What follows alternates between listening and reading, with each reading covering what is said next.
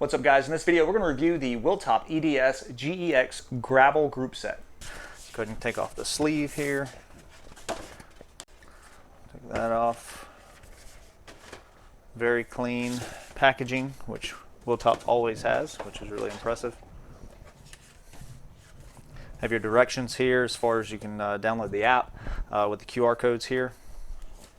You have your hoods right here, all packaged up. See right there, has a nice cover over the carbon levers. Looks very, very nice. I don't know if you can see that in the light. So it has a little bit of, this is EDS disc right here and Wheeltop right here. You see you got the two buttons here.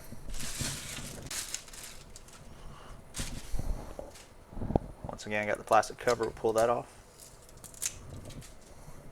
Once again, it says Wheeltop EDS disc here. Does not have the, it doesn't say on there that it has that it is TCX or the TX group set, but the hoods do say EDS TX, which is the road bike group set. But these are identical to those. They just pair with the GeX rear derailleur. Also, as a heads up, the GeX rear derailleur is essentially the same thing as the AUX 2.0. It's just been rebadged with the GeX decals on it right here, so it is identical. If you do have the AUX 2.0 rear derailleur, you can pair that rear derailleur with the TX shifters. So this one is set up to clear up to a 52 tooth. Let's go ahead and pull off all the plastic here. All right, see it's got a little plastic cover here. They've done a great job to protect everything on the packaging, so you can see right there. Very strong spring, so it should be very quiet on the bike. It does have a clutch in it that keeps it from chain slap and everything like that. You do have your charging port right here. These are magnetic charging ports. Same thing as a lot of other companies like in China, like Majin and a few other like power meters. They use this same charging port right here. You can see there, and it essentially just connects to that location there when you want to charge it right there, and it just clicks on and it'll have a red light will come on and you'll be able to see it. Just as a heads up, this little cover, it does not fit on very good. This one actually is better than the TX that I've used before. That was pretty easy to put back on, but just as a heads up, if this is dangling out like this, don't worry, this is actually waterproof. There's nothing getting inside the whole unit if this is not sealed on there. You definitely want to put it on there if you can, but don't stress too much about it if it's not fitting just right. Good looking unit there. All right, so the unit is asleep right now, and to be able to wake up the unit, you take your charging cable here. All right, let's plug it in. All right, pull our port back. That's the little light right there that you can see. All right, and I don't know if you can see that on the camera. You can see that red light there. That means it's actually charging. I would actually charge it, when you first get the unit, just to make sure that the battery is fully charged. But that will charge the unit there. Pull it off. As you see, it's already paired. So that actually wakes up the whole rear derailleur. And when you first get it, it should be set to 12 speed, I believe it is. Let's go ahead and see that. We got 1, 2, 3, 4, 5, 6, 7, 8, 9, 10, 11, 12, 13. Oh, okay, it actually went to 13 on the first time as soon as you get it out. That's really cool. So this comes in the kit right here. Obviously, this is the disc brake version. You can see they have a nice little port right here. That is where you actually connect it. The actual calipers for the disc brake and for the brake hoses will come in a separate box right here. And we'll go ahead and open that up so you can kind of see what they are. This is actually an image of the very first generation calipers. These are actually the brand new calipers. So you can see the new ones look much more refined. They also are lighter as well, so it's always a plus. I will do a comparison on the brake performance between these and the originals and see how they do. I'm going to guess they're going to work pretty well, but the machining looks very good on these. I love how that looks here. So very nice looking caliper. These are flat mount, obviously, that fit on most of your flat mount bikes out there. These are mineral oil, so if for some reason you want to try a Shimano caliper, with the Wheeltop system, or a Magura caliper, or even you can get Hope as well, the RX4s. So you can get any mineral oil caliper and it will work with this system. But these look beautiful as far as the finish of them, and just how they look, and it'd be interesting to see how they perform. So now in here, this box, this has all your adapters and everything, just like on most of your forks. Has the olives, the barbs. It has the adapters here to run for, on the rear you can run a 140 if your frame's for a 140, and put this on to run in 160. And same thing for the front. You can do a 140 or 160 depending on your frame. So and all of the little bits you need for that. It will also come with this right here, which is a little bleeding funnel to actually bleed the system, with a little bleed block, and also a syringe right there, as well as the fittings to actually fit it to the caliper and also to the hoods. So so it comes with everything you need except the mineral oil. I have found actually to be able to install the previous TX, and I did not have to bleed the system after I installed it. So depending on how much air gets into the lines and everything, you may or may not have to bleed the system. So all right, let's go get it on the bike, see how it actually performs. But essentially with Wheeltop, with the rear derailleur here, you can set it anywhere from 7 to 14 speeds. So you can go with whatever cassette you want to. On this situation here, I've actually gone with the SRAM XPLR 13-speed cassette with the flat top chain. And I will program it to where it will shift between each individual gear. And then on the front, you have the hoods, and they use mineral oil for their brakes. They do have a rim brake version, so if you have an old school bike, then you can actually, I say old school rim brake, that's funny. Anyways, if you have a rim brake bike, you can actually use this Groupset to go wireless and electronic, which is a great option if you have an older Groupset that's going bad. Now, I do have this on a brand new model that we will be releasing soon, so you got a little bit of a sneak peek of a bike coming out soon. I will be testing this on some gravel and see how it actually performs, hit some rough stuff, see how it works. And I've used Wheeltop plenty before. I've used their previous mountain bike, the Ox 1.0, the Ox 2.0. I've used the Wheeltop EDS GeX, their road group 2x system, which works really well. I've actually set it up with a 2x13 before. I will link those videos in the description down below and also up above, so if you want to check those out as well. The install was pretty straightforward. Obviously all the new bikes, you have to route everything internally. That's a bit of a headache, but that's any Groupset you have, so that's not partial to Wheeltop or anything of that nature. It is actually a very easy Groupset to set up as far as hydraulic system goes. I did not have to bleed my system when I installed it. When I installed the TX before, I didn't have to bleed that either.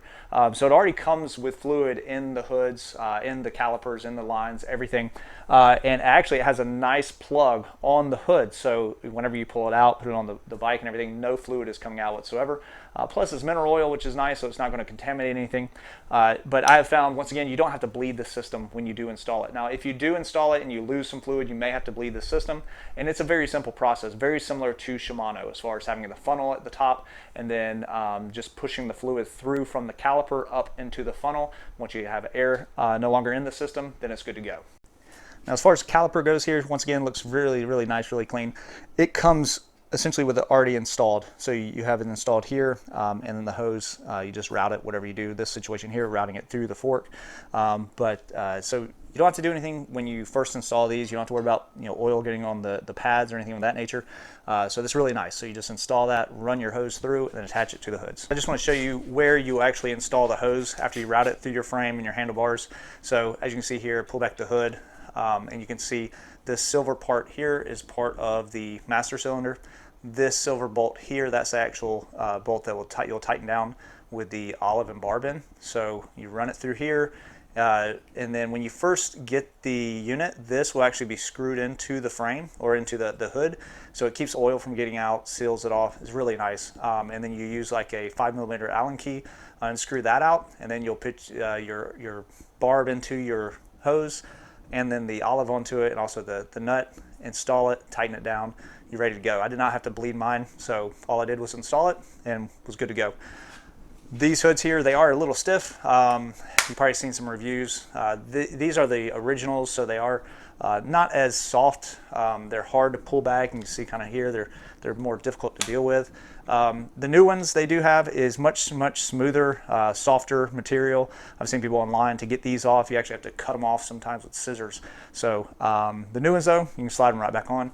Now I am running a 46 tooth front chainring right here, which with this unique frame you can run up to a 50 tooth, so you can get some big old chain rings here if you want to. I will be testing this, like once again, what I said before, with the 13-speed SRAM setup. Just as a heads up, I mentioned this in a previous video before, but SRAM, if you do run their 13-speed cassette, since the cassette has been moved outboard a couple millimeter, you actually cannot run it on a normal frame. The 10 tooth will actually hit the frame, so you do have to have a UDH frame, and you have to have a modified hanger. What I did with my hanger was I took it and I just kind of removed some of the material so it gave more room for that 10 tooth. Obviously if you have a normal frame that's not UDH, you can't remove material. But what you can do is actually add a washer onto the end of the end cap of your rear hub. So you just add the washer to it, push the through axle through, and that gives you some more room. It will offset your wheel a couple millimeter, so, but just want to give you a heads up on that. If you do want to try the SRAM XPLR 13-speed, you do have to use a spacer to be able to use it with a normal frame. I do want to talk briefly about the hoods. I have found the shape to be pretty good. This is a little shorter than say SRAM or Shimano now, so the reach is a little shorter. Actually, that's why I've gone with these envy bars, is because the way the envy bar is shaped here, it has more of a 90-degree bend. It gives me more room for my hand to actually sit on it. So this is, I believe it was like 13 millimeter shorter than the new SRAM. It's actually very similar to the previous version SRAM that came out before, and I'll overlay some pictures there so you can see that. This right here on the right hand side is very similar to Shimano, so you have the two buttons here. On the TX version, this is actually your rear derailleur is all on the right hand side, and so you push this button here to shift to a higher gear or faster gear, harder gear, and then you push this right here to shift to an easier gear. Same setup with the GEX as well. Now on the TX, which is a 2x, this button here is your front derailleur. All right, so you push that and it shifts your front derailleur.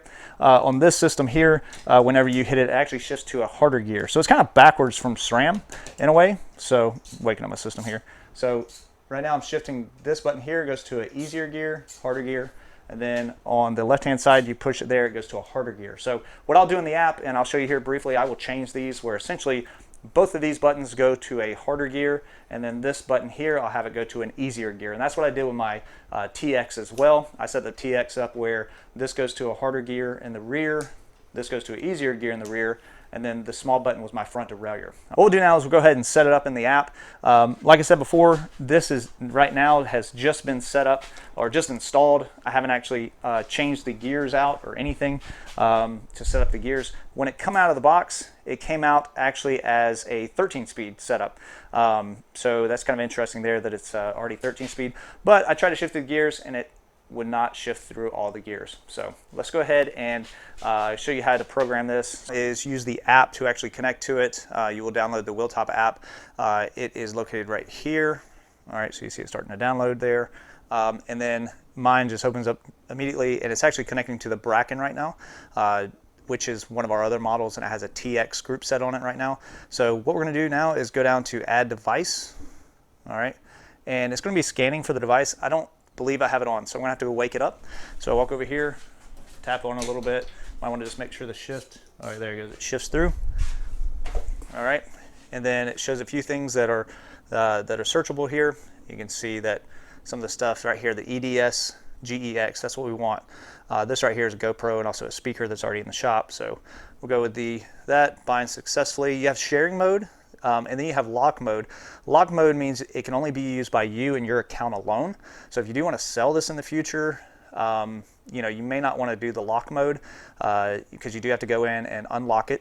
But if you're worried about people hacking it or something like that, then obviously you want to go to lock mode. But I'm going to do sharing mode here, and then it has, you can name the device.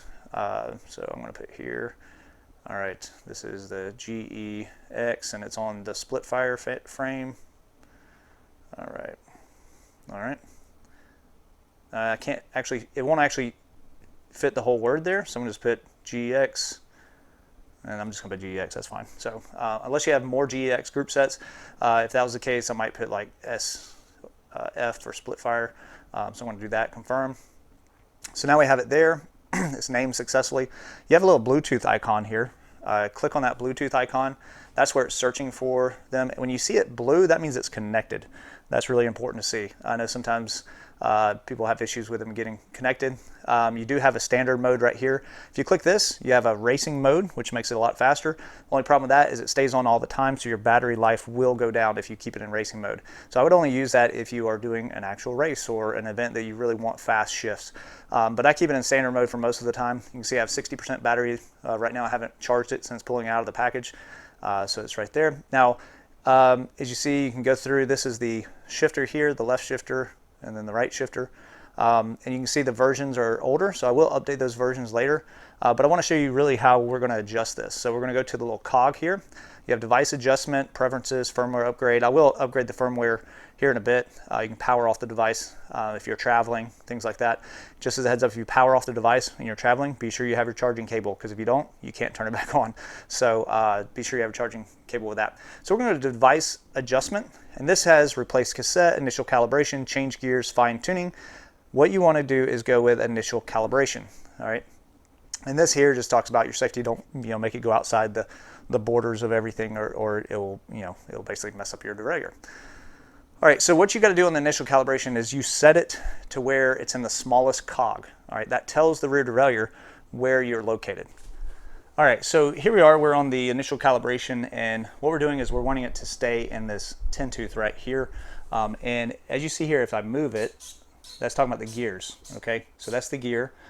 We don't want to set the gear. We want to put it in the first gear, and then these two little buttons here is what calibrates it. All right, saying here once again, just make sure you're in the first gear, smallest sprocket before you do this, otherwise it's going to get stuck. Just as a heads up, if you accidentally set it to be the smallest gear up here, your derailleur is going to be jammed, and then you have to go in and you have to hit this arrow right here like 100 times to move it back down. I don't know if you can hear that, but I'm going to hit the arrow again. You hear that move? It's ever so slightly. And I'll do the other side. And it's moving, but very, very slightly. I don't know if you can see it moving right there, but it is moving. Okay, so right now I have it where I believe it will not actually work. So let me, as you see here, all right, see right now I have it set where the second gear is the smallest cog. That's not what you want. You want to make sure it goes to that smallest cog on your initial calibration. Okay, so I'm going to adjust it. You can actually adjust while you pedal. So I'm going to do that right now. You can hear it. There it goes right there. So now it knows it's in the smallest cog. I do a couple clicks more because it is so precise. You can actually go a couple more clicks, and then that essentially sets your smallest cog. Okay. Now we go back, and this is where you will actually, if I can get this thing to focus, you'll go to fine-tuning gears at this point. So you go right here. Once again, just a warning. It has 13 gears already set up. If you need to set it differently, you can add more gears to it. But you can see it gives each gear a value. So the first gear is a 0, 150, 280, 405. These don't really mean anything as far as distance goes. It just tells the rear derailleur where it needs to go. All right. So that's the fine-tuning gear. You can go to each gear like this. You click on it, and then you can move it up and down right here with these buttons. Okay. All right. So what we're going to do here is I'm going to go back. If I can close that out. Now, what I like to do is go to change gears, because this you can actually change the value between each one of them. So you can shift. See, I just shifted the second gear, and now I can change the value. So I would go to change gears when you want to do that. All right, so right now I went from the first gear to the second gear. All right, and it's not actually moving up. So what I have to do is increase this number up. It was at 150. I'm just going to do like 170. I'm going to put confirm. Now that it doesn't change it until you shift out of the gear and go back into the gear. So when you if you're still in the second gear, it's going to stay at the 150 until you shift out, and then when you shift back to the second gear, it's going to go 170. Sometimes there's a bit of delay there, because I know some people have tried this and they're like, it doesn't move, but you do have to give it a little bit of a second to actually work. So all right, so we have here what I got to do. Once again, I got to shift out of this gear, so I'll go to the first gear. All right, there, that time it actually moved. It went up to 170. Okay, so that one's good. Then we can go to the third gear. See if it actually shifts up. Ah, it actually worked that time. Let's go fourth gear. Ooh, it's not quite. So it's 405 now. I'm gonna bump it up to like 415. Confirm. All right. What I'll do now is I'm gonna go up to the fifth gear. It actually went to the fifth gear. Back down to the fourth. I'm gonna go back to the third. I'm gonna go back to the fourth again, see if it actually worked. All right, it went down to the fourth, or up to the fourth, I should say. See if I go to the five. All right, so five, the fifth gear, need a couple more. So I'm 530 up to about 535. All right, and then we're gonna shift out of it. All right, and then back up into it. Still need a little more, so I'm gonna go up to about 540, confirm. All right, shift out of the fifth gear, and then back into the fifth gear. Oops, I shift twice, sorry about that. Let's go back down again. So now I'm in the fourth gear. Ooh, it's so close to getting into that fifth. I'm gonna increase it to 4. Let's go to 450 just to make sure it works. Confirm. All right, shift down. All right, shift back up. Oh, it's still not wanting to get in there. Let's go to 560 on that fifth gear. Confirm it. All right, once again, to be able to make the change, you go back down to the fourth gear, then go up to the fifth. Oh, it shifts fine. All right, there we go. Okay, so now that we have everything fine-tuned as far as our gears, we're shifting through all the gears, everything looks good. We'll go back to here, and what I want to do now is change my buttons on my shifters. And so you go to Preferences, and you have Shifter Button Setting. You click that. What that means is it goes to an easier gear. That's what the plus sign means, is it goes to an easier gear. All right, that means it goes to a harder gear, and then that means it goes to a harder gear. So what we're going to do is set up the left shifter where it's the plus sign, confirm that. Then we'll go back, and this is the small button on the front. I'm going to set that to go to a harder gear, and then the one on the right hand side in the back, I'm going to set that one to be a harder gear as well. So that's why the right side only does harder gears and the left side does easier gears, kind of like SRAM. All right, so once you have it all set up in the app, you don't have to close the app out or anything like that. The rear derailleur will communicate with the shifters even with the app on, so that's pretty cool. But you get everything set up, you can just close the app out, and then we're going to shift through all the gears, make sure we have everything right. We have the smallest tooth there. This is the, once again, the 13 speed. So we're up to that 13 speed there. Just as a heads up, this is the cage for the 52 tooth, so you can go as big as 52 teeth with this rear derailleur. But yeah, so this is the 46 tooth here, easily clears, and then shift back down through the gears. This is standard mode there. Earlier, standard mode. Let's go to racing mode. All right, confirm switch. So now it's on racing mode. It's in red right there. And we shift through the gears with the racing mode.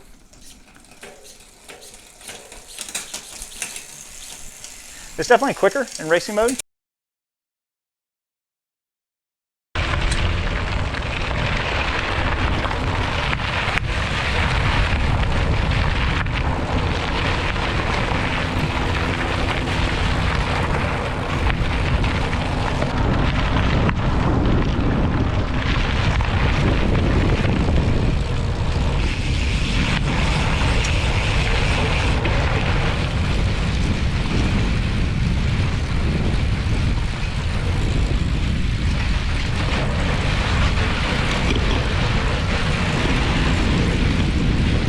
All right, so I just got back from riding and it performed flawless, just like the previous Wheeltop TX and the aux group sets that I've tested before. Paired with the SRAM Axis rear cassette, it was awesome. I mean, you could, just like their transmission stuff, you could be putting down 300-400 watts, hit the shifter, and it actually shifts gears. So that was flawless. It worked perfect. I was able to actually go ride. I didn't have to do any adjustments to the shifting whatsoever. But like I said, I've done this a few times, so I'm kind of used to the adjustments and how to get it just right. So just as a heads up, be sure to bring your phone. That way you can connect to it and make those adjustments while you're riding. The battery life, you get a lot of shifts out of this thing. I think it's like 50,000 shifts or something of that nature. If you do connect it to your Garmin head unit or Wahoo head unit or other head units, you will get a warning that your battery is low. But as soon as you get home, definitely charge the rear derailleur. As far as the batteries on the front, you do have the CR2032 coin-size batteries that you can get really just anywhere. They last a long time. I've had my TX group set for probably about 8 months now, and I haven't had to change the battery yet. You'll also get an indicator on your head unit as well once your battery starts getting low. Obviously in the app, you can check your battery levels as well, as you've seen before when I was making those adjustments. As far as the braking, very comparable to the previous Generation 1 calipers that they had on the previous Wheeltop group set. My TX group set has those previous calipers. These calipers look more refined, they're lighter, they look very good in my opinion.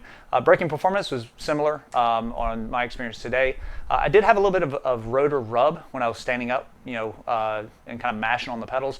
That could be the fork though, not the actual caliper. I'll play with that a little bit more, try to fine tune that out of there, but I don't think that's a fault on Wheeltop whatsoever. So as far as like this group set, just like all the other Wheeltop group sets, who is this for? It's someone like me who likes to tinker with their junk. That didn't sound right, but anyways, you know what I mean. So if you like to, you know, you want to go with like a 14 speed or a 13 speed and you want to try a different setup, Wheeltop is a great group set to go with to tinker and try to get everything working right. If you're the type of person who just wants to throw it on the bike and forget about it and never, you know, worry about it ever again, may not be the situation for you. But I will say that once it is set up, I don't have to touch anything. Just charge the derailleurs and you're good. So you don't have to worry about it. It just takes you a lot of time to begin with to get everything just fine-tuned just right. So you do need to be patient whenever you're working with this system. Otherwise, you're going to get so frustrated, you're going to be mad at it and everything else.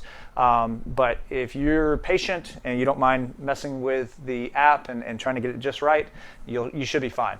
I've seen a lot of reviews out there where, you know, people get so frustrated because they can't get it just right. You have to be patient too, because once again, when you make those adjustments in the app, sometimes it is a delay in getting to the rear derailleur. So you may be thinking like, I adjusted it, but it's not changing. Well, shift it back out of gear, back into gear, back out of gear, back into gear. That way, you know, until it starts shifting right. So don't get frustrated, be patient, you will work through it. I say this in all my videos, as far as warranty goes, be sure you purchase this from a authorized Wheeltop dealer or from Wheeltop directly.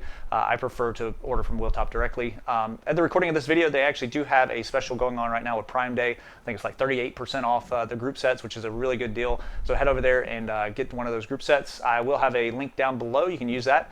Now, as an owner of a bike brand, I have, you know, I can use SRAM, Shimano, Wheeltop, Rotor, you know, Campy, whatever that's out there. I actually prefer to use Wheeltop just because I do like to have options as far as my cassettes go. Because sometimes I do have like, you know, this cassette laying around, or I may have like some 12-speed cassette, you know, somewhere else, and I want to throw that on there for a ride.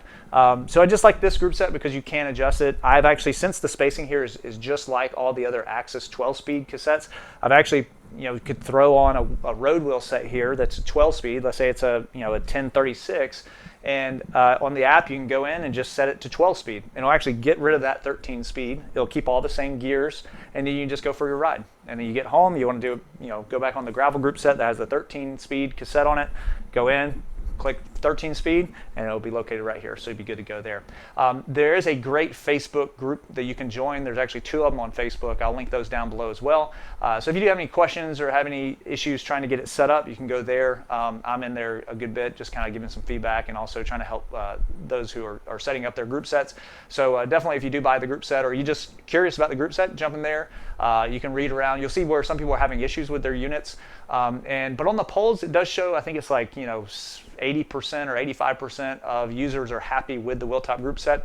And then obviously you have some people who have technical issues where maybe the derailleur dies or something of that nature, which you're going to have that with any electronic group set. So that's why I say, once again, purchase from Wheeltop. That way you make sure you have that warranty.